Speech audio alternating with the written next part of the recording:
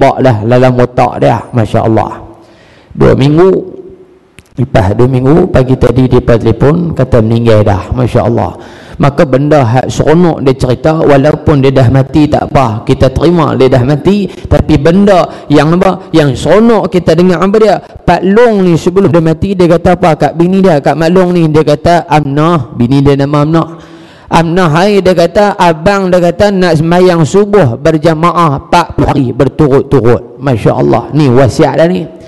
Dia kata abang nak mayang subuh 40 hari berjamaah berturut-turut di masjid Padang Menora Tasik Luar.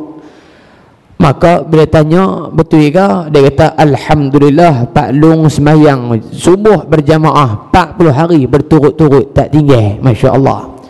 Lepas tu dia kata lagi Amnah, dia kata hang tengok abang ni kok luak macam tak sakit, dia kata hang tengok macam sihat, tapi abang minta hang berjaga-jaga, dia kata. Dia bagi hint siap tak. Dia kata minta bagi jaga-jaga, berhati-hati, dia kata. Dia dah bagi hint siap-siap dah, masya-Allah. Ditakdirkan oleh Allah hari ni meninggal. Dia dah meninggal dah, tapi persoalannya kita ni bila pula nak meninggal? Wallahu alam. Bila nak meninggal, tang mana nak meninggal, lagu mana kita nak meninggal. Na'udzubillahi min zalik. Muslimin dan muslimat yang dirahmati Allah. Sebab tu Nabi pesan kepada sahabat, Nabi kata akthiru min zikri hadhimil ladzat ya'nil maut. Nabi kata wahai para sahabat, kamu kena sentiasa mengingatkan diri kamu kepada kematian. Sentiasa peringatkan diri kamu kepada kematian. Pasal apa? Bila kamu ingat mati ni, kamu akan takut, kamu tak mau dah kepada kehidupan dunia, duk fikir ke mati tu, masya-Allah.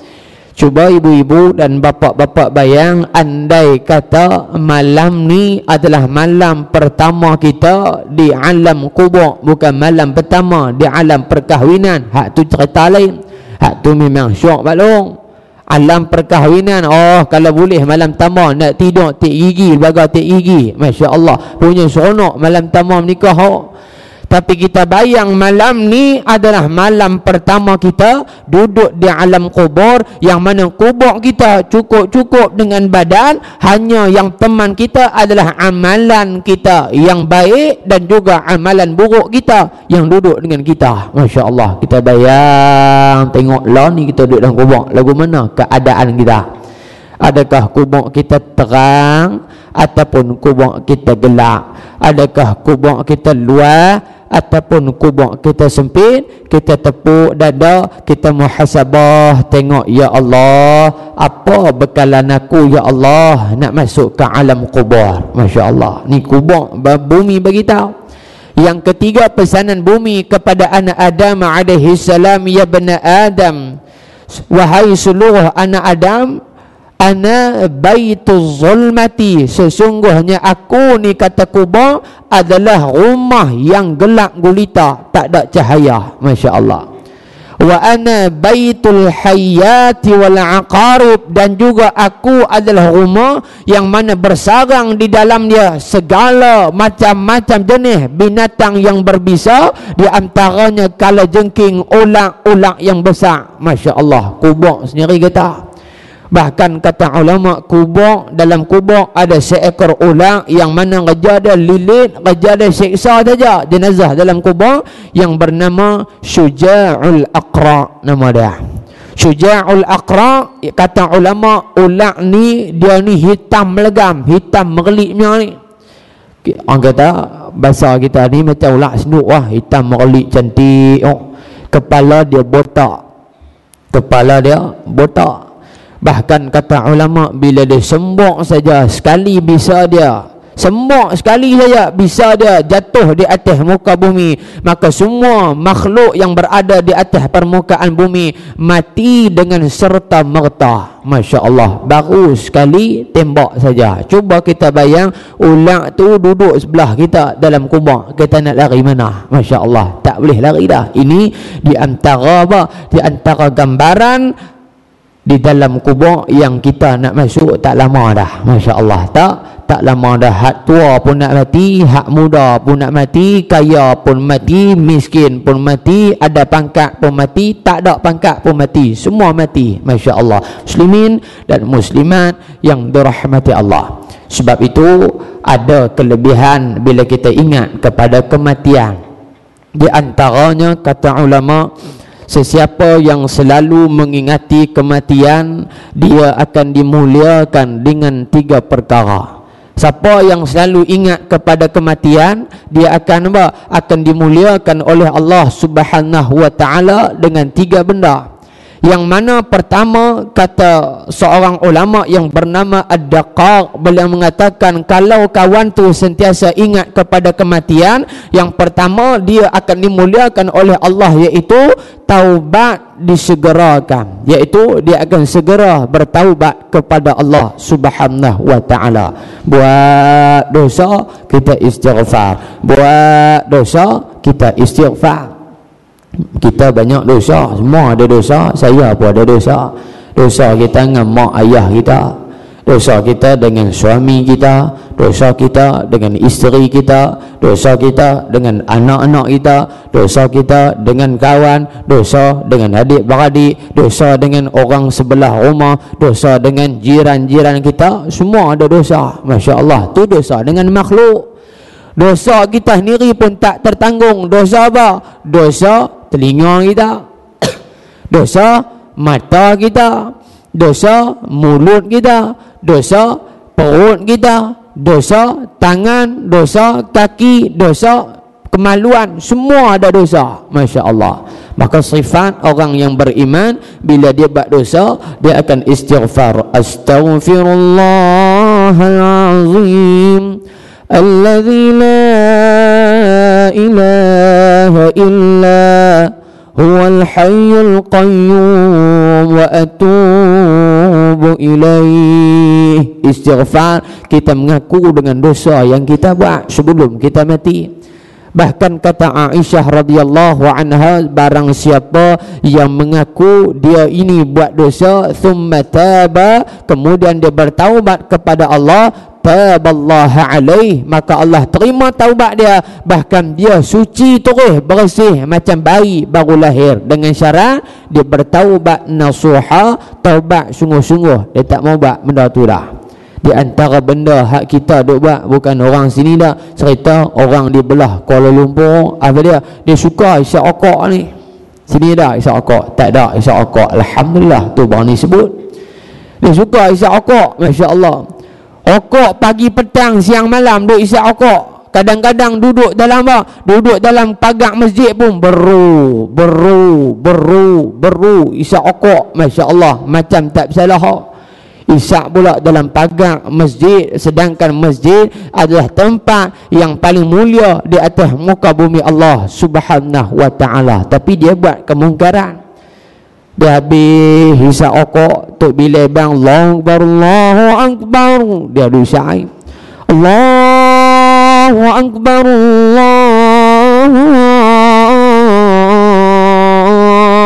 Allahu Akbar, dia duk isap okok sedangkan orang duk suruh Allah Maha Besar, Allah Maha Besar. Dia jawab enggak? Tapi jawab dalam keadaan putin rokok duk di mulut. Allah tak tahu dia kata apa. Masya Allah.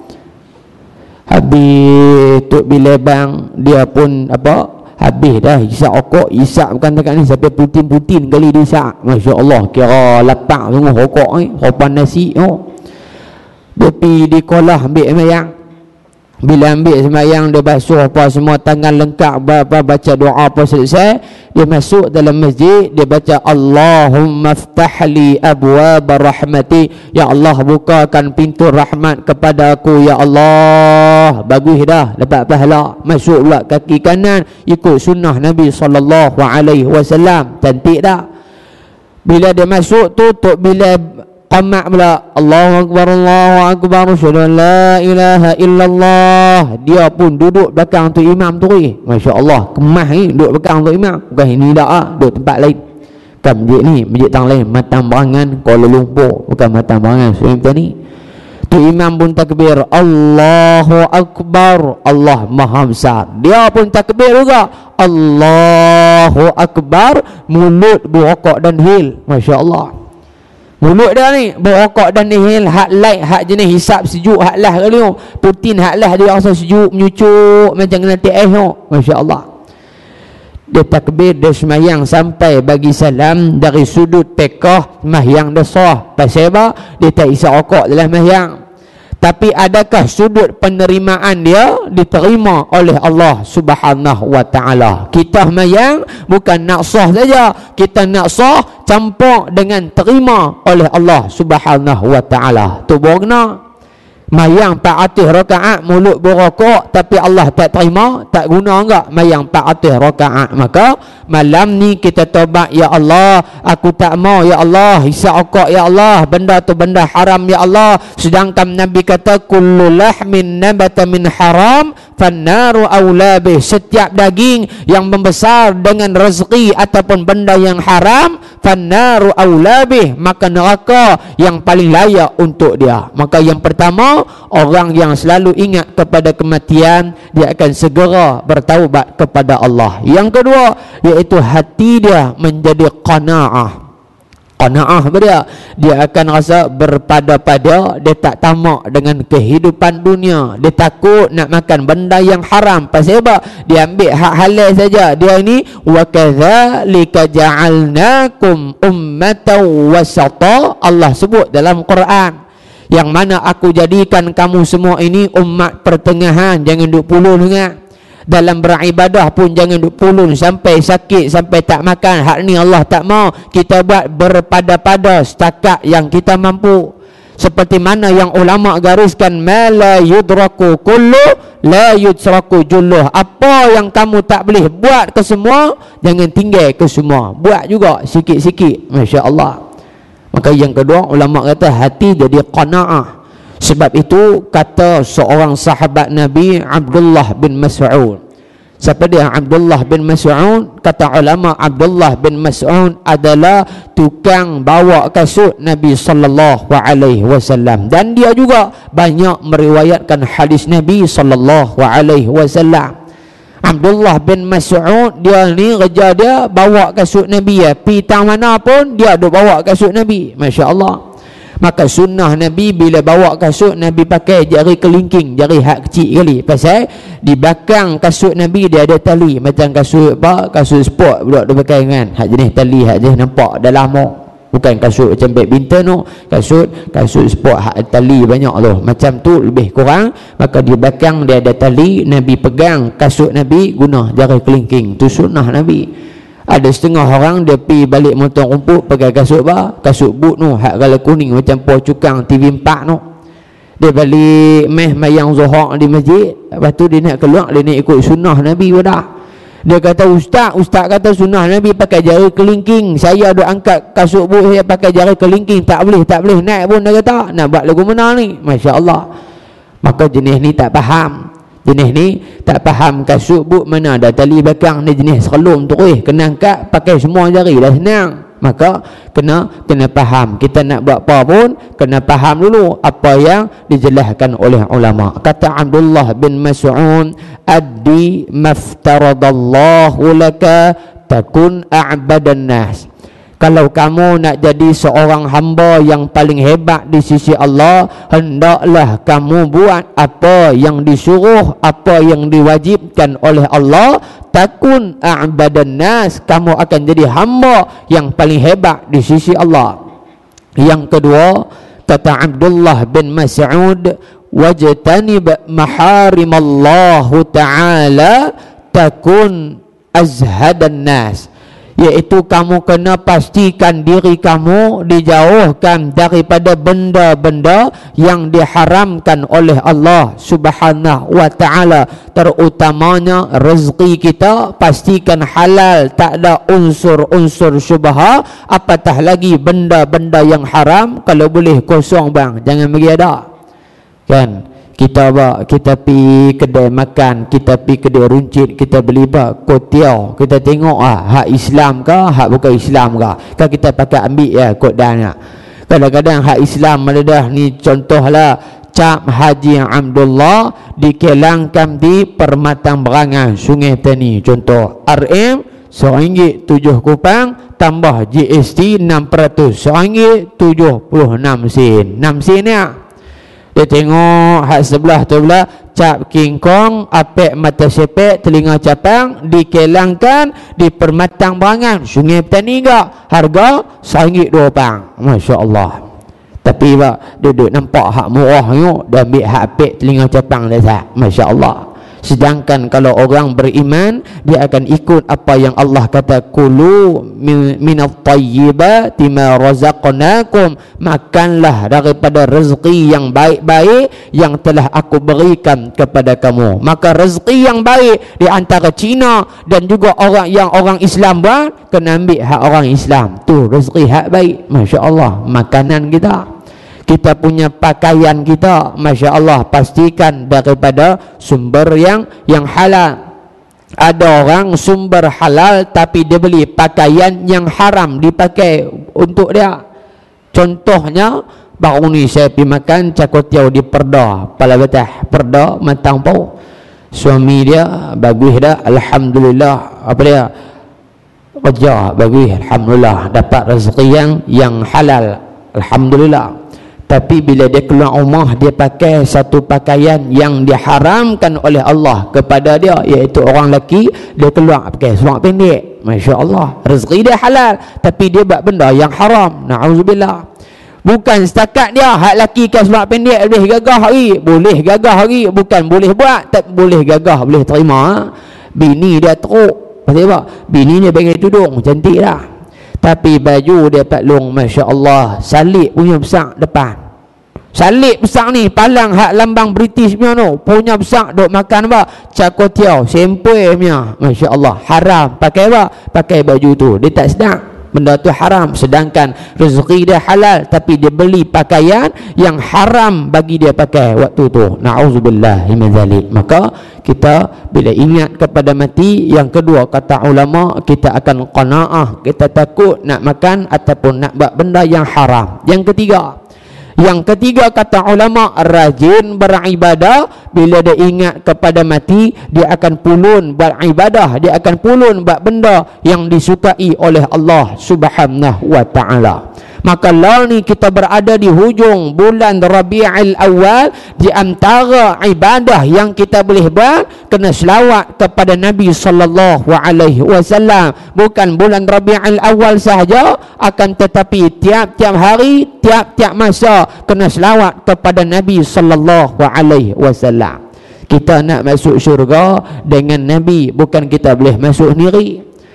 Sehingga kan ulama kita, bila kita berjalan di atas titian sirat,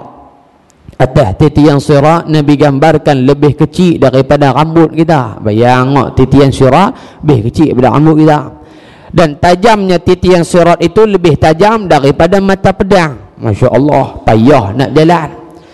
Ketika mana kita berjalan di atas titian sirat, waktu tu walaupun di dunia kita penyegan, malas, balok nak selawat kepada Nabi, akan tetapi Nabi diberikan keutamaan oleh Allah. Nabi orang yang pertama boleh masuk dalam syurga. Tapi Nabi tak masuk. Nabi tunggu di atas titian sirat, duk tunggu kita 5 tambangan punya orang. Masya Allah. Kita berjalan atas titian sirat, Nabi pun angkat tangan, Rabbi salim salim, ya Allah, selamatkan umatku, ya Allah, selamatkan orang beriman di Permatang Berangan yang duk jalan atas titian sirat ni, ya Allah, masukkan mereka ke dalam syurga, ya Allah. Sedangkan kita di dunia penyegan nak selawat, tapi Nabi di hari akhirat tolong kita masuk dalam syurga. Masya Allah, sayang sungguh Nabi kat kita. Hari ini berapa kali dah kita selawat kepada Nabi sallallahu alaihi wasallam? Hari ni, bukan marin, hari ni. Tahkah sekali pun tak riwah. Kau tunggu hari Jumaat, tok bila apa? Tok bila tarik innallaha wa malaikatahu yusalluna 'alan nabi. Tu pun kalau tok bila baca, kalau tak baca pakai huih lagu tu ya, pakai tak selawat lah. Maka banyak kelebihan selawat yang kita boleh buat. Maka selawat ni juga di antara salah satu bekalan kita untuk dibawa masuk ke alam kubur, untuk kita bentangkan di hadapan Allah Subhanahu wa ta'ala. Kata Abu Bakar As-Siddiq, man dakhala al-qabra bila zadin faka'annama rakibal bahri bila safina. Siapa yang masuk dalam kubur tapi tak bawa bekalan apa?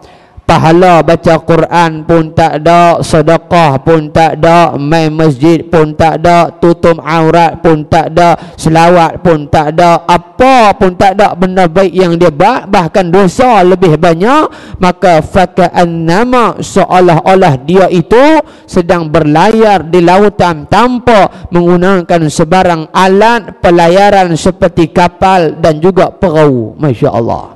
Kita berjalan ataupun kita duduk belayak tengah laut, tak pakai kapal, tak pakai perahu, pelampung pun tak pakai, harap duduk berenang lagu tu ya, pakai kambih lagu tu ya. Masya Allah. Macam itulah ibarat orang masuk dalam kubur tak bawa bekalan apa. Kata Abu Bakar As-Siddiq.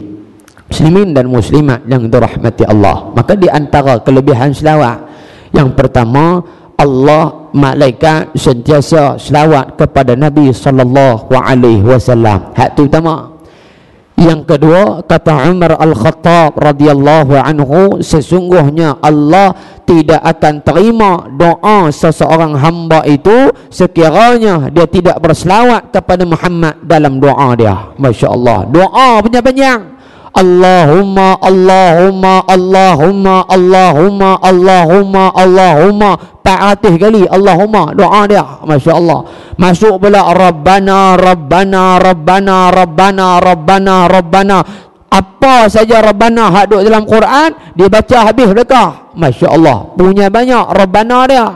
Tapi dalam doa dia, banyak-banyak doa dia, dia tak selawat Allahumma salli wa sallim ala sayyidina Muhammad wa ala alihi wa sahbihi ajma'in.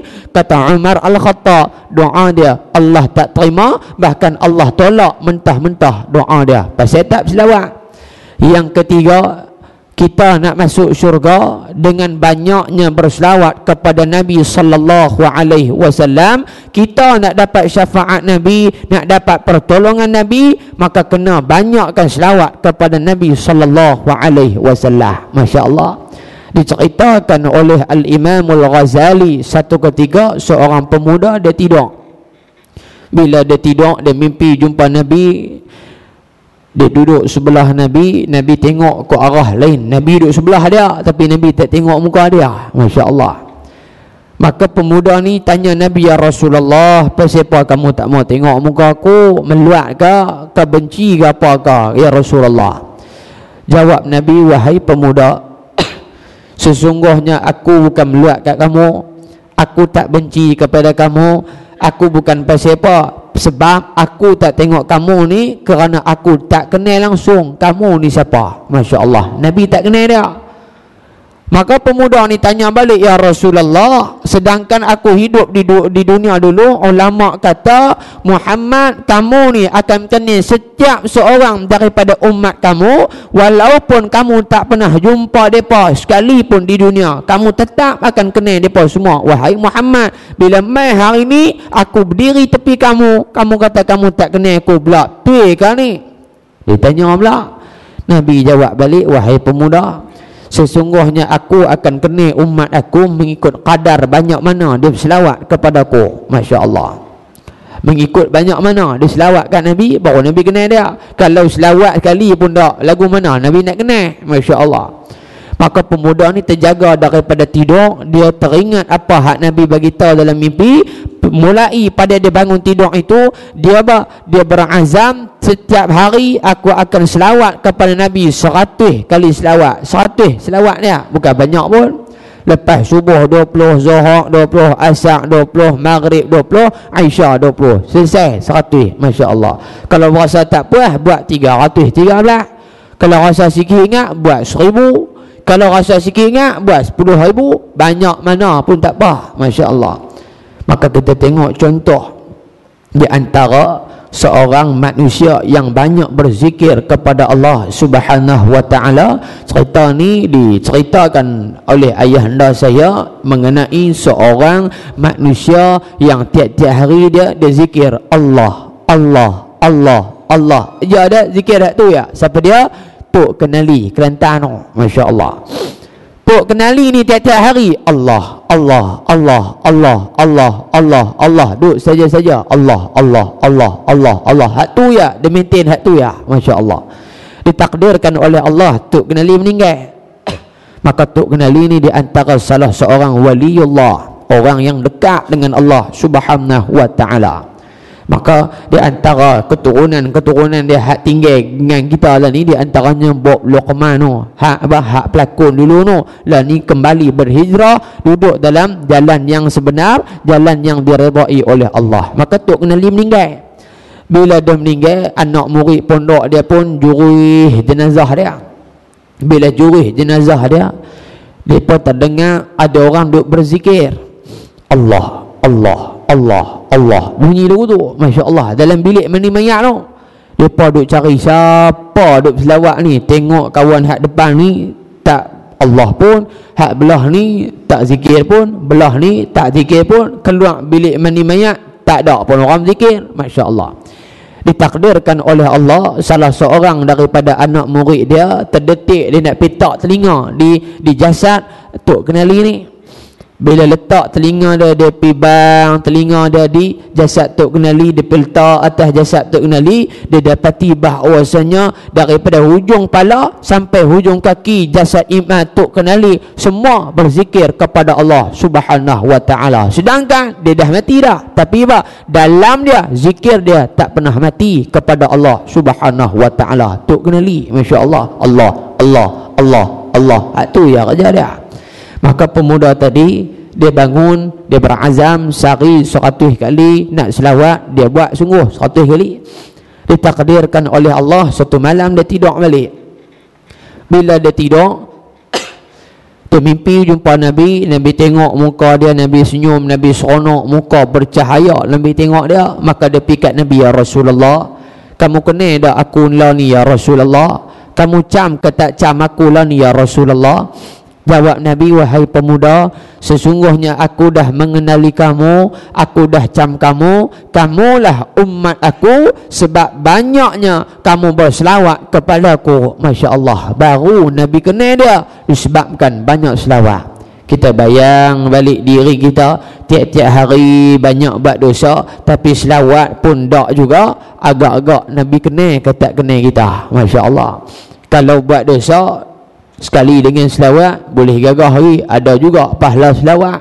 Tapi dah buat dosa ya, selawat pun tak, istighfar pun tak, tasbih pun tak, tahlil pun tak, takbir pun tak, dosa kita buat. Termasuk saya pun, kita tak berzikir kepada Allah, tak selawat kepada Nabi. Agak-agak Nabi kenal kita kah? Nabi tak kenal. Masya Allah, tang selawat je kita tak boleh bidah. Masya Allah. Muslimin dan muslimat yang dirahmati Allah Subhanahu wa taala. Maka insya-Allah dalam 15 minit lagi kita berhenti. Di antara contoh manusia yang tak mau diri dia lupa kepada kematian, di antaranya disebutkan oleh ulama, nama dia Rabi' bin Quthaim. Rabi' bin Quthaim ni saya tak pasti sahabat ke ataupun selepas daripada sahabat, tapi yang disebutkan oleh ulama dalam kitab adalah Rabi' bin Quthaim. Rabi' bin Quthaim ni dia seorang ahlul ibadah, dia ini dekat sungguh dengan Allah. Bila dia dekat dengan Allah, sudah semestinya tiap-tiap hari tak pernah lupa kepada kematian. Apa yang dia buat untuk diri dia sentiasa ingat kepada mati, kata ulama, Rabi' bin Quthaim dia akan korek liang lahat dalam rumah dia. Korek liang lahat dalam rumah dia, bukan korek saja, dia korek tidur dalam liang lahat tu. Masya Allah.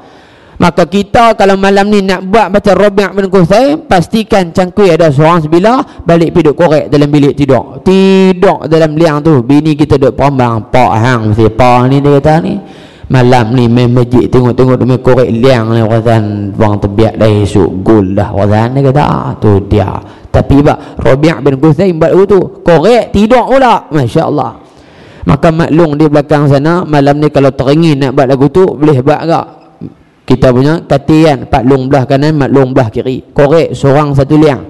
Hak paklung satu liang, maklung satu liang. Paklung belah kanan, maklung belah kanan. Korek pilah dalam mana pun. Tengok isteri kita ke duk buat benda hak apa, hak buat benda hak kita tak suka ke, buat benda yang menyebabkan dia derhaka ke, tolak pergi masuk dalam liang tu. Dia kata hang tak nampak liang duk sebelah ni. Buat lagu tu taubatlah hum, dia tak buat dah habis ni.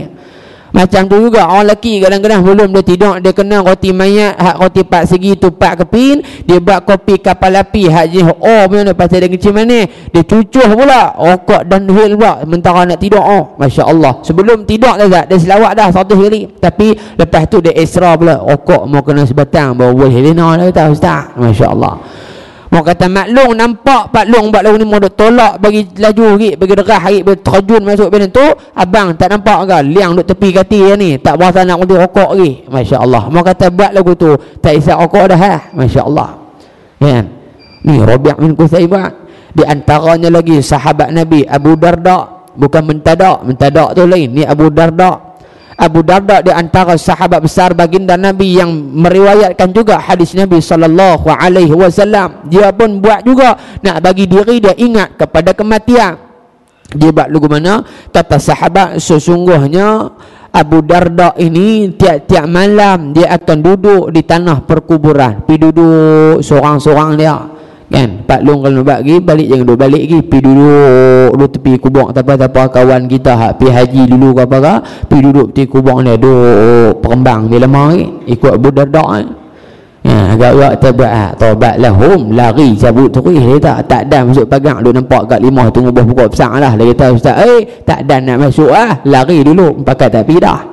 Tapi Abu Darda duduk tiap-tiap malam. Masya-Allah. Bila dia duduk sahabat tengok, sahabat kata Abu Darda kenapa hang buat lagu ni duduk tengah kubur malam-malam ni tak ada ajar lain lah. Kata Abu Darda apa? Sesungguhnya aku duduk mendekati satu kaum yang mengingatkanku tentang kematianku, dan jika aku mati mereka tidak akan menghibahku. Yang mana Abu Darda bagi tahu sesungguhnya dia duduk di atas kubur yang mana dalam kubur tersebut adalah golongan yang mengingatkan dia kepada kematian. Masya-Allah, tu baru dia teringat kepada mati. Kadang-kadang kita jalan assalamualaikum kita bagi salam ya. Ada juga hak duk bagi salam rokok duk isap berdarah jenis ni, bukan di sini dak, cerita tempat lain. Tak Pak Long kata apa ustaz ni duk bagi rokok ni rokok tak ada hak lain hak jenis minum yang dentung ada tak teh motor lalu depan kubur assalamualaikum ya ahlal kubur tu dia doa pula hak tang dia tak doa supaya berhenti pada yak dan ketum ayak dan ketum lah ni Pak Long. Masya-Allah tabarakallah, orang cukup suka ayak dan ketum lah ni, sopa minum ayak zam-zam sopa ayak kedun ketum ni sopa main daripada Mekah minum. Masya-Allah. Pasal pasal ayak don ketum pun dia ada jenis-jenis dia agak gerik-gerik dia ada agak. Ayak tebu dia ada hak masam, ada hak kurang manis, ada hak manis sungguh, ada hak tawat hebat. Ni jenis dia. Masya-Allah. Tebu hijau, tebu hak kuning, tebu hak hak hitam, itu jenis tebu.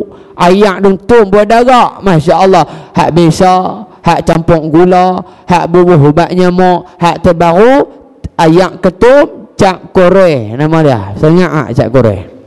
Tak saya ingat Cak Kore. Main dari mana? Main Bumi Anbiya. Bumi Anbiya bukan mak mereka minyak. Tak mana Bumi Anbiya ni? Di Kedah tu, Kuala Nerang. Bukan Anbiya hak dalam Quran. Ni Anbiya sebenar don biak don ketum depa buh Bumi Al-Anbiya. Dia bawa kerah pasal dengtuk kan, sifat ketum tu dia kerah. Dia kata kalau apa dia punya apa daun dia kalau ada urat merah tu mau kata sempoi hak tu sah tu cukup cantik mak. Cak Kore nama dia. Masya-Allah belum nama dengar pun seriau dah nak minum Cak Kore. Kalau Cak Cerai boleh gagah hari, Cak Kore tak ada dalam kamus utara pun tak ada. Masya-Allah. Di antara bahan ingredient dia saya sebut dia Pak Long nak tulis ya, tapi jangan tulis balik pergi duk buat pula cari nahas tu. Bukan dekat Pak Long nahas, saya pun terima nama saham dia pasal pandai ingat duk pergi bagi ni. Saya habaq saja, habaq tak hidup pergi buka kedai pula kau mentang perangan, takkan haru Ustaz Syarilung duk main tembak saya pula pas ni. Yang pertama dia bubuh yak lentum, tulis biar kan. Teringin nak minum seorang-seorang, tang bini kita duk tidur kita minum biar, bukan dia tahu. Kan, tapi jangan lupa liang duk sebelah jangan duk batat tengok pula. Yang pertama yak lentum. Yang kedua dia bubuh fumakila. Ubatnya mo'ong, hak kali hijau, hak kali hijau. Yang ketiga dia bubuh ubat gegak, hak duk bubuh bawah kabinet dapur. Nombor 5 dia bubuh Mentos. Nombor 6 dia bubuh Coca-Cola. Yang ketujuh dia bubuh tengkorak, hak bagi mampus tikus kat betas ban. Masya-Allah, hak jenis minum ni semua jenis orat keras belakang ni, orat dawainya. Hak tikus minum pun mampus, depa minum tak mampus, kira hebat. Hak jenis minum cap korek, masya-Allah. Harga RM7, masya-Allah. Pasal apa hak saya boleh tahu cap korek ni? Pasal baru ni duk sembang dengan Ustaz Husam Badruddin, anak mufti Kedah tu, hak badan fa'au kan. Hak kerja qah.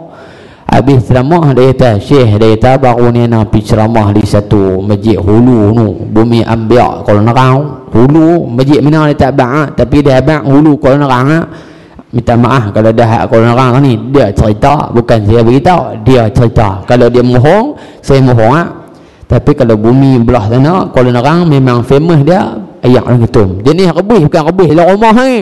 Rebus tu dalam gunung tu, ambil berkat Tok Wali belaka. Tok Wali kan jenis duduk dalam gunung, duduk berzikir apa. Depa duduk berzikir dengan ayak orang ketum dalam gunung tu. Masya-Allah. Ya. Dia kata ana pi ceramah orang ni, ceramah lepas Isyak. Ceramah perdana. Sampai di masjid tu parking apa semua, sampai elok tu 3 minit ni sebelum nak masuk Isyak. Dia nak bagi tahu sini pada satu yak luntum, satu lagi perangai ataupun bahasa orang hak duduk di Kuala Nerang, bukan semualah, sebahagian saja. Mungkin jenis taik ketum sama kot, bahasa ada keras. Bila sampai tu Imam pun turun sama dari tangga main sambut ustaz ni. Tu Imam salam apa pun tak bagi, tak tanya khabar apa dah. Dia turun dia tembak terus. Dia kata, "Hang ustaz nah." Tu dia tu Imam cengik ke? Dia kata, "Hang ustaz lah." Kawan ni jadi terkejut, serak terus. Dia kata, "Saya ustaz lah." Tak apa, boleh gagah hai. Yang kedua dia tanya, "Hang makan kedarah hai?" Tu dia nak tanya makan kedak ya. Tanya makan kedak cukup mah. Ni cuma bahasa dia. "Hang makan kedarah hai?" Tu dia kawan ni bila dengar tu Imam duk balun sempoi, dia pun balas sama. "Aku pun tak kedarah hari tu Imam." Elok hampa dua. Lah kalau tu Imam kata kalau hang tak kedarah hari, kita pergi kedarah dulu baru kita ceramah pas mayang. Tu dia tu Imam tu. Hak ko punya tu Imam ni, 3 lain punya meh. Masya-Allah. Habis makan di meja mu ayak, dia buah ayak ni ya, dia tutup atas ni kan. Ni ayak apa? Saya ambil gaya lentung. Ayak putih tak bah, ayak gau tu. Ni meletak ni ustaz ni pun buka lagu tu, dia tengok ayak kali hijau. Dia kata pasang dah aku malam ni, dia kata. Dia pun tanya tu Imam ni yak duntum ke ayak tebu, dia kata. Tu Imam buka bedak dia buat tak dengar. Dia tanya pula tu Imam, ni ayak duntum ke ayak tebu? Tu Imam kata, "Ustaz dia tarik bahasa orang. Saya tak kerti pula. Bewang tu lah. Dia kata, "Ustaz kalau ustaz sebut ayak duntum," dia kata, "kami tak layan dah ustaz, kami buat tak tahu ayak duntum ni." Ustaz ni tanya pula, "Tu ayak apa tak layan?" "Ayak cap korek ustaz." Kawan tersandak terus dengar cap korek. Tak pernah duk dengar dalam sejarah hidup dah. Hari tu keluar main cap korek. Masya-Allah. Dak ada ketum ah. Dia pun tanya, "Siapa hak duk jual ayak dan ketum ni sampai dalam masjid ni?" Dia kata, "Ustaz tak tua." Dia kata, "Saya tukar ayak dan ketum." Masya-Allah. Tu Imam ayak tukar ayak dan ketum. Masya-Allah. Pasal apa? Tu Imam tak ingat kepada kematian. Na'udzubillah min zalik. Muslimin dan muslimat yang dirahmati Allah selalu kena ingat kepada kematian. Maka yang terakhir apa dia? Sudah semestinya bila kita nak mati, ada seorang petugas ataupun ada seorang yang memegang portfolio yang diberikan oleh Allah untuk ambil nyawa ataupun ambil roh orang-orang yang kafir dan juga roh orang-orang yang beriman. Siapa dia? Malaikat Israel. Yang mana Israel ni kita tahu dia punya cerita dia punya kerja dia pasal orkes Suraya. Dia buat lagu dulu kat kita ni. Orkes Suraya Selimut Putih Selimut Putih Indonesia punya lagu dia pun syok enggak, masya-Allah.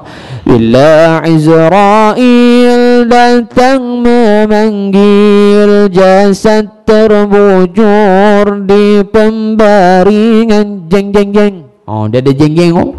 Seluruh tubuh akan menggigil, sekujur badan yang kedinginan.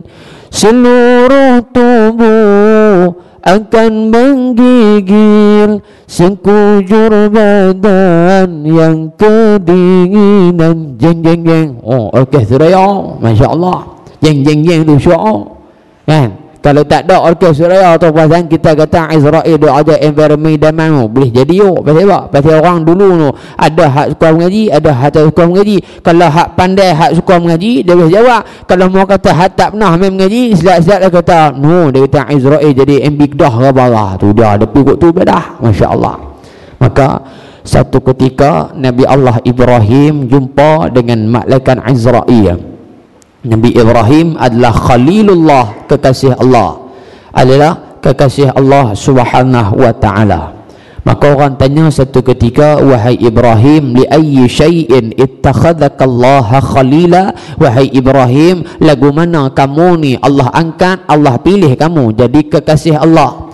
Jawab Nabi Allah Ibrahim alaihi salam, di antaranya ikhtartu amrullahi ala amri ghairi. Sebab pertama aku ni dipilih jadi kekasih Allah pasal aku lebih mementingkan urusan aku dengan Allah berbanding urusan aku dengan dunia ataupun manusia. Dia buat hak Allah suruh dia. Yang kedua, wa ma ta'asyaitu wa ma taghaddaitu illa ma'ad dhaif. Tiap-tiap hari, pagi, tengah hari, petang, malam, aku tak pernah makan keseorangan illa melainkan ma'ad dhaif, aku makan dengan tetamu aku. Maka kata Imam Nawawi rahimahullah, makan tetamu di sini mengikut penafsiran Imam Nawawi apa dia?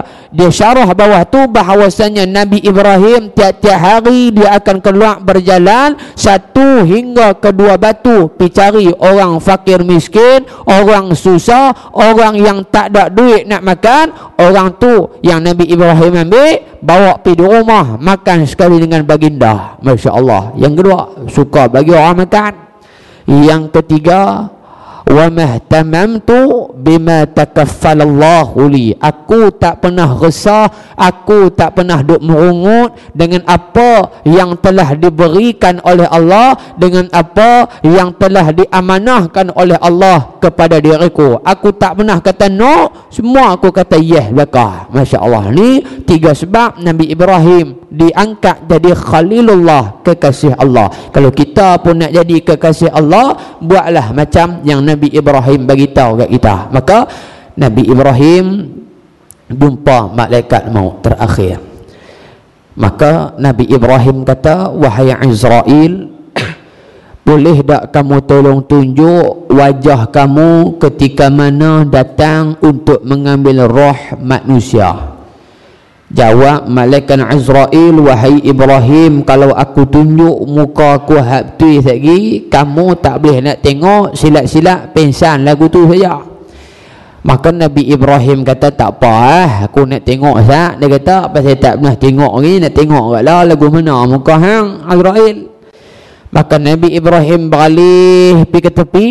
Maka dia beralih balik mai ke depan, dia tengok saja wajah malaikat Azrail, pingsan terus. Masya Allah, pingsan terus malaikat Nabi Ibrahim alaihi salam. Tu tara Nabi jaga pula kali kedua, tanya pula kali kedua, tak perhati dia. Tanya pula, wahai Azrail, tolong tunjuk sat wajah kamu ketika mana datang untuk mengambil roh orang-orang yang fasik, iaitu orang yang suka buat dosa-dosa kecil. Masya Allah. Ni terutamanya orang beriman. Orang hak kafir tu lain cerita dah, memang teruk dah. Tapi hak ni untuk orang yang beriman tapi suka buat dosa-dosa kecil. Na'udzubillah. Apa dia? Nabi Ibrahim beralih ke tepi, beralih pula mai ke depan, dia tengok wajah malaikat Azrail waktu nak ambil roh orang yang banyak buat dosa kecil. Yang pertama kata Nabi Ibrahim, sesungguhnya aku melihat daripada atas sampai ke bawah Azrail hitam melegam. Masya Allah, hak tamah. Kita bayang tengok negro duduk depan kita, tu tara orang pun kita lari tak dengar dah. Ni malaikat Azrail, kok mana pun dia takkan lari punya malaikat Azrail ni. Yang kedua kata Nabi Ibrahim, aku mendapati bahawasanya bahu atau bahu dia punya bau dia terlalu busuk, disebabkan busuknya Azrail itu datang daripada neraka Allah Subhanahu wa ta'ala. Busuk malaikat Azrail main daripada neraka. Masya Allah. Kita kentut pun lari satu rumah dah. Tu kita kentut, bukan neraka punya kentut. Kita kentut di dunia pun bini lari dah. Masya Allah. Tapi malaikat Azrail busuk dia datang daripada neraka, yang mana dalam neraka tu macam-macam jenis benda yang kotor, benda yang jijik tu ada. Masya Allah. Yang kedua. Yang ketiga kata Ibrahim alaihissalam, aku mendapati bahawasanya hidung dan juga mulut Azrail ketika itu menyembur-nyembur api daripada neraka Allah Subhanahu wa ta'ala. Waktu nak ambil roh, kita duk tengok malaikat Azrail, mulut dia, hidung dia, api duk semua beru. Masya Allah. Ni orang hak buat dosa kecil. Yang terakhir, yang keempat kata Ibrahim alaihissalam, aku mendapati bahawasanya rambut Azrail ketika itu terpacak rambut dia. Masya Allah. Kita duk ingat anak kita rambut terpacak, malaikat Azrail pun terpacak agak. Masya Allah. Tu rupa parah dia. Besar dia lagu mana? Besar dia kata ulama apa dia? Lebih besar daripada langit dan juga bumi. Besar dia. Masya Allah. Besar dia lebih besar daripada langit dan juga bumi. Tu je punya besar. Nak habaq besar lagi tahu mana? Ulama kata diceritakan dalam kitab Kashful Ghaibiyah, apa dia? Kepala malaikat, semua malaikat lah, bukan malaikat Azrail saja. Semua malaikat kepala dia, bila kita ambil semua ayat laut, ayat sungai, apa saja sumber ayat hadut teh muka bumi, kita cerok pergi atas kepala malaikat, maka ayat hak kita cerok takkan menitik turun mai ke bawah. Masya Allah. Punya besar kepala malaikat. Kepala kita jurih satu butir turun penuh satu badan. Masya Allah. Tapi kepala malaikat jurih semua ayat hak ada di atas permukaan bumi, apa saja jenis ayat, apa saja sumber ayat, jurih atas kepala, maka ayat tu duduk takung lagi atas kepala malaikat. Masya Allah. Punya besar malaikat yang Allah cipta. Malaikat itulah yang akan duduk di sebelah kita, dan dialah yang akan memisahkan kita daripada kehidupan dunia. Dialah memisahkan kita daripada isteri, dialah memisahkan kita daripada suami, dialah memisahkan kita daripada apa? Anak-anak, harta, pinak, apa semua tu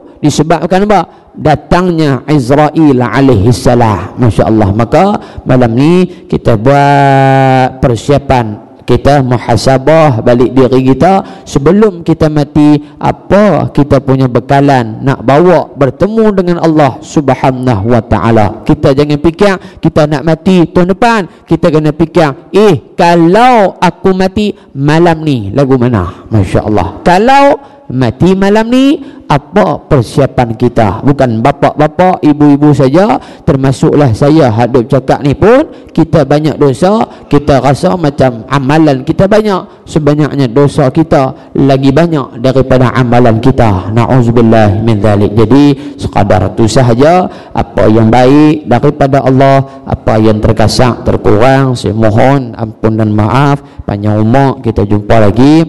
Dan sebelum tu, di belakang sana saya dah bawa minyak kasturi, harga RM 10 6 kupang.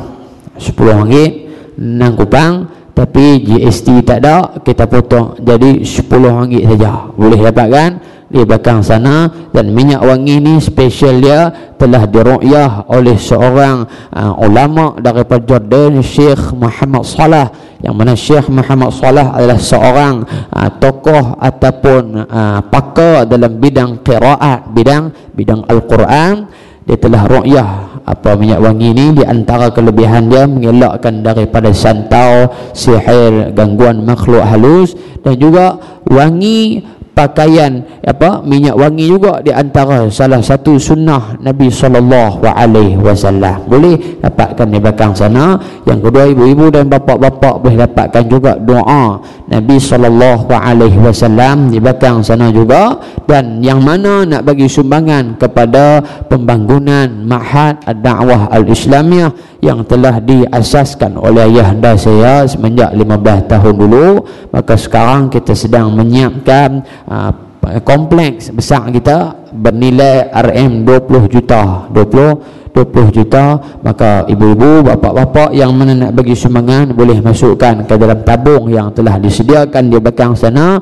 Maka saya yakin orang pematang berangan semua kaya-kaya lokal ni, semua kaya-kaya. Maka malam ni paling kurang seorang bagi 1 juta, selesai, masya-Allah. Boleh tak? Boleh. Macam marah, betul tak? Seorang bagi bidah banyak mana pun dengan nawaitu lillahi ta'ala, insyaAllah. Bismillahirrahmanirrahim. Alhamdulillahi rabbil alamin, wassalatu wassalamu ala ashrafil anbiya'i wal mursalin wa ala alihi wa sahbihi ajma'in. Allahumma ja'alna min ahli syafa'ati habibika Muhammadin sallallahu alaihi wasallam. Allahumma akhtim lana bihusnil khatimah wa la takhtim alaina bisu'il khatimah. Wa sallallahu ala sayyidina Muhammad walhamdulillahi rabbil alamin. Taqabbalallahu minkum. Wassalamu alaikum warahmatullahi